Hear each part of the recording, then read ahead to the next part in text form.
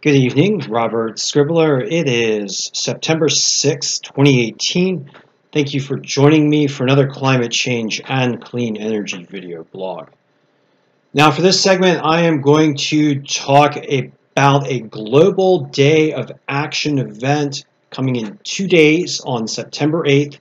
It is Rise for Climate, which is a grassroots effort to make the world, and in particular world leaders, know that the time for the end of the fossil fuel era has come, and the time of 100% renewable energy for all is upon us. And that this message could not be more urgent given the ramping impacts from human-caused climate change that we see on a yearly basis now in the form of more extreme weather events, sea level rise, increasing droughts, sea ice and glacier melt, and a number of additional impacts due to fossil fuel burning and related carbon emissions which are warming the globe. This event is supported by a number of climate activist organizations. I'm going to talk about one of them as part of this presentation, but I'd just like to show you that events are occurring around the world, and that if you go to the Rise for Climate website, you can click on the Find an Event Near You locator and join up and be a part of a global climate action, a call to leaders to act to speed the transition to clean energy.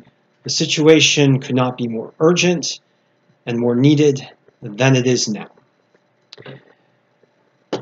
I'd like to point out that one of the major organizations involved in supporting Rise for Climate is 350.org, and its spokesperson, Bill McKibben.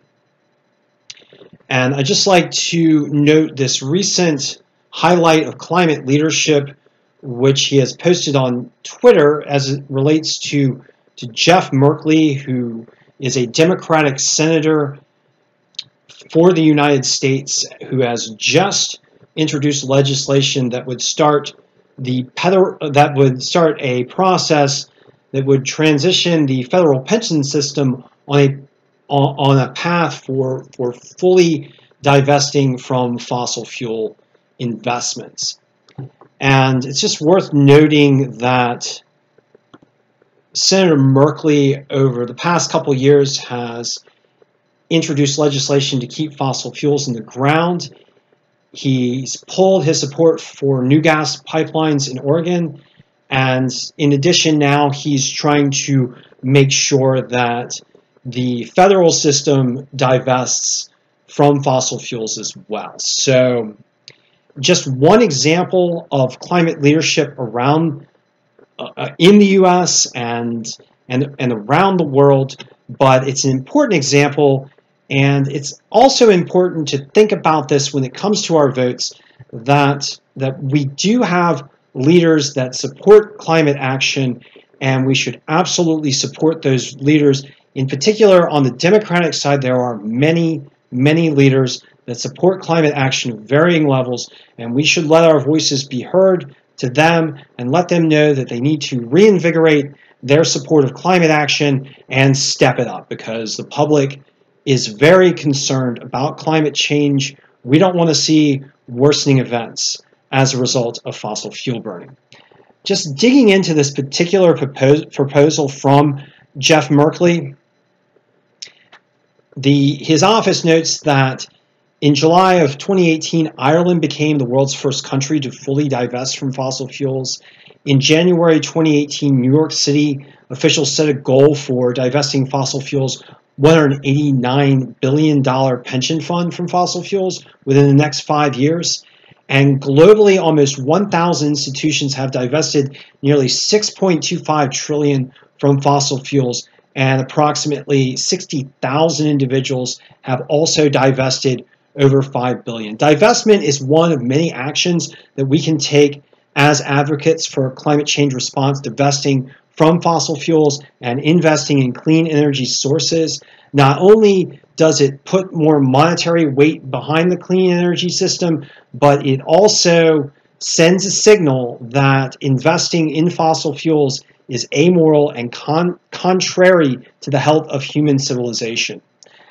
Now, Jeff Merkley is proposing that the Thrift Savings Plan, which is a $510 billion investment program for federal workers with 1.5 million participants, would divest from fossil fuels. So if this proposal is taken up by the U.S. Congress, it will result in more movement of money away from fossil fuels and likely the provision of more investment money for clean energy sources such as wind and solar and electric vehicles and other clean energy sources that are so key to helping address the climate crisis.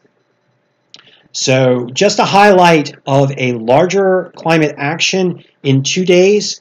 On September 8th, the Rise for Climate movement will be holding an event, likely one near you, and an example of what good climate leadership looks like in the form of Senator Jeff Merkley, who continues to promote responsible climate policies and a shift away from supporting harmful industries that are contributing to the present climate crisis.